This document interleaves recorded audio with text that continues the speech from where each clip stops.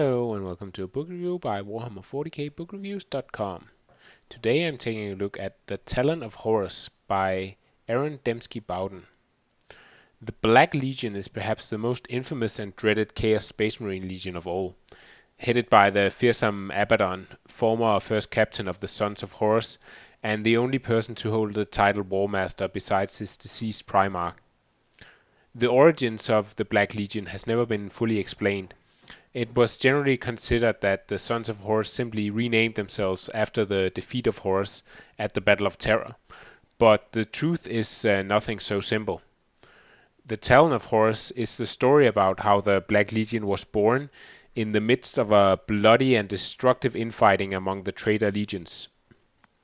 The traitor legions are locked in vicious infighting after their defeat of Terra and their subsequent flight into the warp-infested Eye of Terra. Without a common goal or uniting leader, the legions squabble over the precious resources of their new home or spend their time fighting to even old scores of perceived slights against them. As the book opens, we are introduced to the Thousand Sons sorcerer Iskander Kaon, who is on his way to a secret rendezvous in the middle of the Eye of Terror. Here he meets old friends from the Sons of Horus and the World Eater legions, and hears of disturbing news and tantalizing glimpses of hope. The story does a great job of pulling you into the book as it opens by portraying the early days of life for the traitor legions inside the Eye of Terror. The description of how the legions lost their purpose and basically degenerated into warring tribes is fascinating and makes for a great story setting. Furthermore, this is a story full of weighty and recognizable characters and locations, and many names in the Talon of Horus will surely be familiar to longtime Warhammer 40k fans. This makes for a book that is full of lore nuggets, which actually mostly feel appropriate and relevant rather than just name dropping for the sake of cramming in familiar references.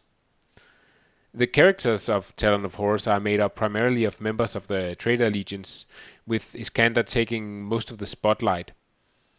Having shed his ties to the Thousand Sons sometime after Ahriman's failed attempt at protecting the legion from the powers of the warp, Iskander is now aimlessly drifting through the Eye in his ship, with only a single legion brother, a dark Eldar, a bound demon, and a number of obedient rubric marines for company.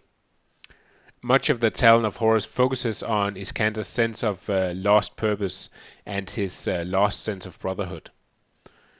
The other main characters of the story are reasonably well fleshed out, and I particularly feel that Dembski Bowden really nailed the depiction of the World Eater Lihor Firefist. My main criticism about the characters in the Talon of Horus is that while there is plenty of exposition about each one, and we learn a lot about their background, I felt that a lot of the information provided a lot of details of their past, but did not necessarily give you much more context for their motivation or behavior.